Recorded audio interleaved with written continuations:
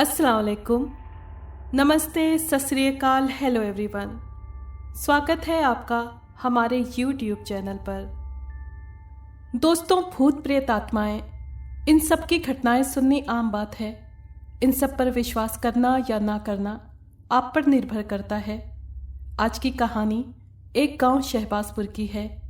शहबाजपुर शहर से एकदम हटकर बना एक छोटा सा गांव है।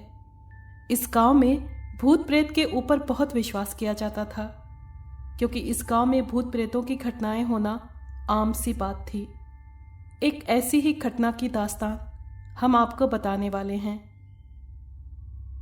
ये बात लगभग सन 2000 के आसपास की है। उस समय गर्मियों के मौसम में, और ख़ासकर तब जब फसलों की अच्छी कटाई होती थी, तब गांव के जो अपने घर के बड़े लोग होते थे वो सब खेतों में जाकर चारपाई डालकर सोया करते थे, ताकि वो अपने खेत की रखवाली भी कर सकें और गर्मी से भी निजात हो सके, क्योंकि उस समय बिजली की उतनी सुविधा नहीं थी। गांव के कुछ लोगों के खेत गांव से एकदम हटकर थे, और उस खेत के ठीक पीछे एक जंगल था, और उस जंगल के पास से एक रास्ता गुजरता था। इसी तरह एक बार एक रामविलास नाम का शख्स अपने खेत के बाहर चारपाई डालकर सो रहा था। अचानक उसे खेत के अंदर से कुछ आवाज़ सुनाई दी। वो उठकर खेत में गया, मगर उसे कोई दिखाई नहीं दिया। जब वो वापस लौटा तब उसे काले कपड़े में दूसरी तरफ मुंह किए हुए एक शख्स दिखाई दिया, जो कि एक पुतले की तरह एक जगह पर खड़ा था। ये देखकर रामविलास को समझ नहीं आया कि ये कौन है। उसके बाल पीछे से काफी बड़े थे, और वो काफी हट्टा कट्टा दिख रहा था, और 6 फुट का था। रामविलास उसको आवाज देने लगा, और वो शख्स जंगल की तरफ जाने लगा। रामविलास भी उसके पीछे पीछे जाने लगा। पहले के लोग भले ही भूत प्रेत पर ज्यादा विश्वास रखते थे, लेकिन आज के मुकाबले पहले के लोग ज्यादा निडर थे। रामविलास उसके पीछे चलता गया, और एक जगह जाकर वो इंसान रुका। जैसे ही वो आदमी पीछे पलटा, रामविलास ने देखा उस आदमी की एक आंख नहीं है, और उसके मुंह से खून की लार टपक रही है, और उसका एक दांत बाहर की तरफ निकला हुआ है। इतना भयानक मंजर उसे इतने अंधेरे में भी साफ साफ दिख रहा था। इतना सब देखने के बाद किसकी हिम्मत रहेगी वहां 2 मिनट खड़ा रहे। रामविलास वहां से तुरंत भाग गया, लेकिन कमाल की बात यह थी कि उस प्रेत ने न तो हमला किया और न ही उसका पीछा किया। रामविलास ने अगली सुबह आकर सबको ये बात बताई।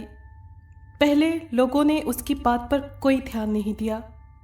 लोगों का मानना था कि हो सकता है शायद रामविलास ने सपना देखा हो। इसी तरह गोपाल नाथ नाम का शख्स था, जिसकी उम्र तकरीबन 55 साल थी। एक रात वो अपनी फसलों की कटाई को समेट रहा था, और समेटते समेटते आधी रात बीत गई। इतनी रात को उसने अपने घर जाना ठीक नहीं समझा।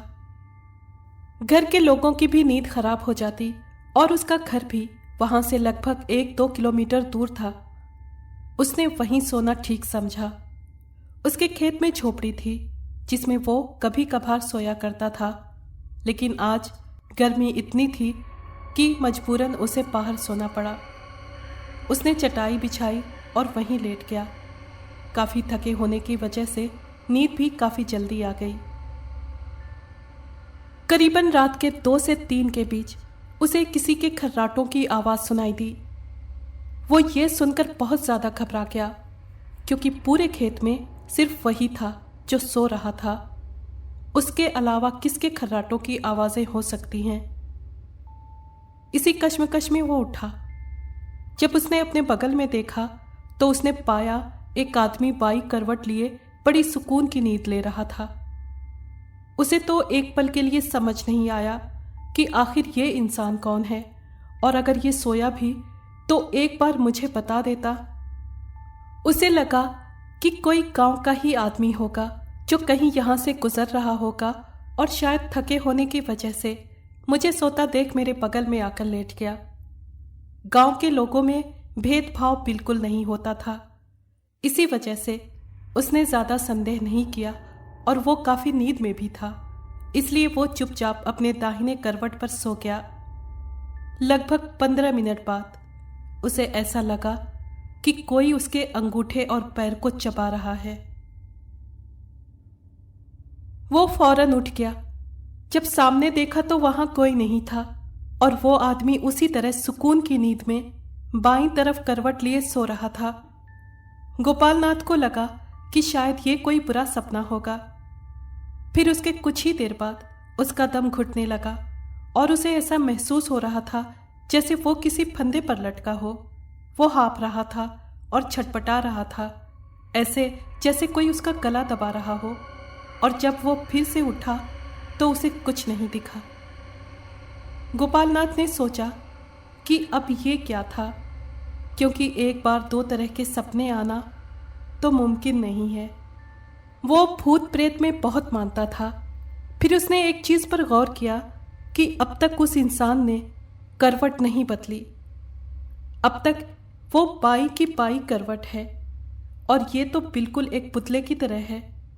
गोपाल नाथ को थोड़ा शक हुआ तो उसने उसके कंधे पर हाथ रखकर उसे अपनी तरफ पलटा तो देखकर दंग रह गया। उसने वही दृश्य देखा जो रामविलास ने देखा था। गोपाल नाथ ने देखा जो उसके बगल में लेटा था, उस आदमी की एक आंख नहीं है और उसके मुंह से खून की लार टपक रही है। लेकिन गोपाल नाथ बच नहीं पाया। उस प्रेत ने गोपाल नाथ को गले से पकड़ा और ठीक अब उसे उसी तरीके की घुटन महसूस हो रही थी जिस तरीके की वो अभी कुछ देर पहले महसूस कर चुका था। वो प्रेत गोपाल नाथ को घसीटता हुआ जंगल में ले गया। एक हफ्ते तक गोपाल नाथ का कोई पता नहीं चला, लेकिन एक हफ्ते बाद एक लकड़हारे ने एक लाश को एक पेड़ के ऊपर आधी खाई हुई हालत में पाया। जब वो गांव के अन्य लोगों को बुलाकर लाया तो पता चला कि ये गोपाल नाथ था। गांव के लोगों को बहुत ज्यादा धक्का लगा, क्योंकि इस तरह बेदर्दी से कत्ल आखिर कौन इंसान करेगा। और गोपाल नाथ एक भला इंसान था तो उसकी किसी से दुश्मनी नहीं थी। फिर आखिर इतनी बेरहमी से उसे किसने मारा है?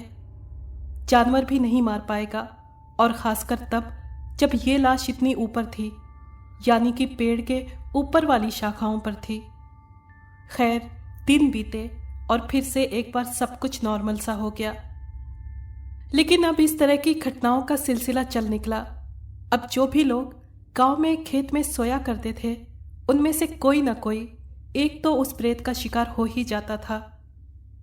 एक बार की बात है, खेत में 4 लोग, जिनमें से चारों एक ही परिवार के थे और सब एक साथ सो रहे थे। आधी रात को उनमें से एक, जो कि बड़ा बेटा था, वो वहां से उठकर जंगलों की तरफ जाने लगा। ये देखकर उसके भाई ने, जो कि उसका चचेरा भाई था, उसने उसे जंगल की तरफ जाते हुए देखा। उसे थोड़ा अजीब लगा कि आधी रात को ये जंगल में क्यों जाएगा। वो उसका पीछा करते हुए जंगलों में चला गया और एक जगह उसने देखा कि अचानक से उसका बड़ा भाई गायब था। ये देखकर उसके पसीने छूट गए। वो बीच और गहरे जंगल में था। वहां से वापस आना बहुत मुश्किल था। उसे कुछ भी दिखाई नहीं दे रहा था। उसी समय एक आवाज आई जिसने उसकी रूह कपा दी। मुझे ढूंढ रहे हो छोटे, मैं यहां हूं। उसने देखा एक पेड़ की टहनी पर उसका भाई उल्टा लटका है और अचानक से उसके सामने आ गया। लेकिन इस बार यह शख्स उसका भाई नहीं, बल्कि एक प्रेत था जिसकी बाईं आंख नहीं थी और बहुत डरावना था और बहुत भयानक शक्ल थी। इतना सब देखकर उसके पसीने छूट गए। बहुत डर लग रहा था उसे, लेकिन अब उसने बहुत देर कर दी थी। उसके बाद उस प्रेत ने भी उसे सबकी तरह गले से नोचा और घसीटते हुए एक पेड़ की टहनी पर ले गया। और उसके बाद क्या हुआ भगवान जाने। ये प्रेत अब उस गांव में अपनी दहशत बरकरार रखना चाहता था। जब भी कोई अकेला शख्स अपने घर से निकलता तो ये प्रेत उसके पीछे पड़ जाता और इसे किसी न किसी तरह अपना शिकार बना लेता।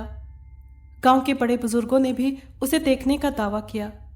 अब धीरे धीरे इस प्रेत का आतंक और बढ़ता चला गया। गांव वाले अब दहशत में जी रहे थे। अब कोई भी अकेला नहीं निकलना चाहता था। सब में खौफ था। अब सब अपने घरों में बंद होना शुरू हो गए। तो इस प्रेत को शायद अपना शिकार नहीं मिल रहा था।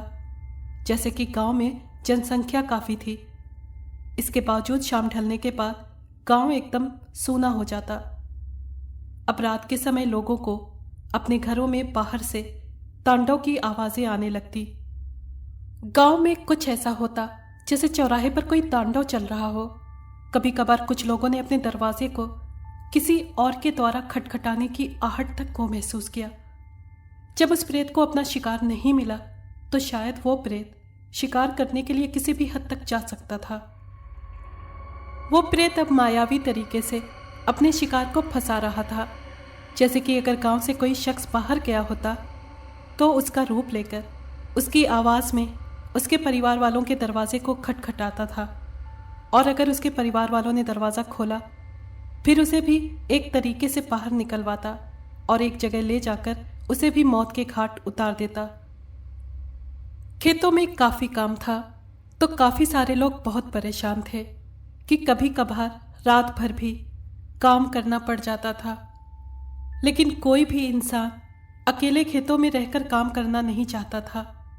किसी में भी इतनी हिम्मत तो थी नहीं। गांव में उस प्रेत का कहर चरम सीमा पर था। किसी न किसी तरीके से मौतें हो जाया करती थी। गांव के लोग परेशान थे।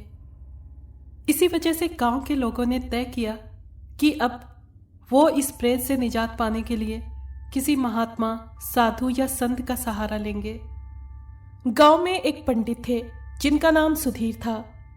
गांव में हर पूजा हवन में ज्यादातर उन्हीं की भागीदारी हुआ करती थी। उन्हें भूतों के बारे में जानकारी थी, लेकिन किसी के अंदर से भूत निकालना, आत्मा को वश में करना, ये सब कलाएं उनके पास नहीं थी। लेकिन उनके पहचान में काफी पंडित और तांत्रिक थे।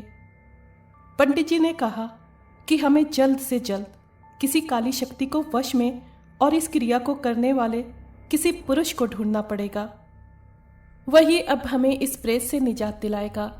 पंडित जी ने अगले ही दिन एक तपस्वी को बुलाया। वो तपस्वी काली विद्या में महारत हासिल कर चुका था। जब भी दूर दूर गांव में किसी को भूत पकड़ लेता, फिर ऐसी घटनाएं होती तो उसी तपस्वी को बुलाया जाता था। पंडित जी ने और गांव के लोगों ने तपस्वी को सारी बात बताई। इस पर तपस्वी ने कहा, ठीक है, तुम सब शांत हो जाओ। तुम सबको उस प्रेत से मैं निजात दिलाऊंगा। बस मुझे तंत्र विद्या करने की कुछ सामग्रियां चाहिए और एक रात का समय। उस तपस्वी के कहे के मुताबिक गांव के लोगों ने सामग्रियों का प्रबंध कराया और गांव के उसी चौराहे पर जिस पर तांडव होता था, उस पर तपस्वी ने हवन कुंड की शुरुआत की। उस हवन में सिर्फ पंडित जी और वो तपस्वी ही बैठ सकते थे, क्योंकि दोनों की वजह से ही वो प्रेत वश में आ सकता था। ये हवन सूर्यास्त के बाद शुरू होना था। सूरज के ढलते ही सारे लोग अपने अपने घरों में बंद हो गए और बस भगवान से यही दुआ करने लगे कि आज की रात वो प्रेत वश में आ जाए।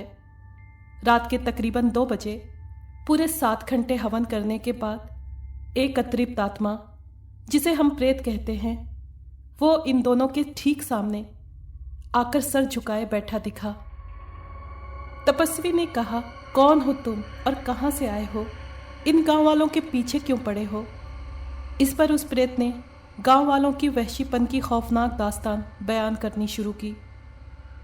मैं जन्म से अंधा हूं, मेरी एक आंख नहीं थी, जिस वजह से गांव के लोग हमेशा मेरा मजाक उड़ाते थे और मुझसे भेदभाव करते थे। गांव में मैं किसी को पसंद नहीं था। मैंने छोटे मोटे काम किए और कुछ पैसे से अपनी जिंदगी गुजारता था, लेकिन इन गांव वालों को वो भी बर्दाश्त नहीं हुआ। एक बार इसी तरह रात के समय मैं खेत से गुजर रहा था, तभी किसी ने ये बात फैला दी कि मैंने किसी की तिजोरी लूटी है, जबकि लूटने वाला कोई और ही था, जिस पर मुझे बहुत मारा पीटा गया और मुझे मारते मारते मार डाला गया। जब इससे भी उनका मन नहीं भरा तो वो सब कोर्ट कचहरी के डर से मेरी लाश को जंगल में दफना गए। उसके बाद से मैं इसी प्रतिशोध में गांव वालों से बदला लेने आया हूं। मुझे एक शरीर की जरूरत थी, इसलिए मैंने रामविलास को अपना हथियार बनाया था। पंडित जी ने यह सब जो उस प्रेत ने बताया था अगली सुबह आकर गांव वालों को बताया।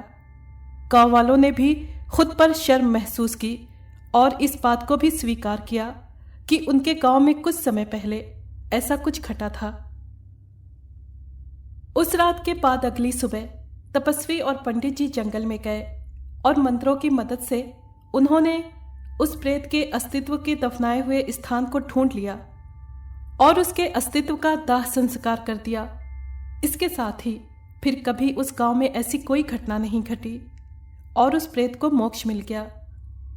ये बहुत ही खतरनाक, खौफनाक मंजर था उन गांव वालों के लिए और कहीं ना कहीं सही भी था, क्योंकि गांव वालों ने बहुत ही घिनौना काम किया था। खैर, आज वो गांव सुखी है, सुकून में है। आज भी कभी उस गांव के कुछ किस्से सुनने मिल जाते हैं, पर इतना भयानक फिर नहीं घटा। अगर आपको ये कहानी पसंद आई है तो प्लीज़ लाइक और शेयर करें और कमेंट बॉक्स में अपनी राय का इजहार कीजिए। अगर आपने हमारे चैनल को अभी तक सब्सक्राइब नहीं किया है तो प्लीज़ सब्सक्राइब कर लें और बेल आइकन को प्रेस कर दें ताकि आने वाली हर कहानी का नोटिफिकेशन आपको मिल सके।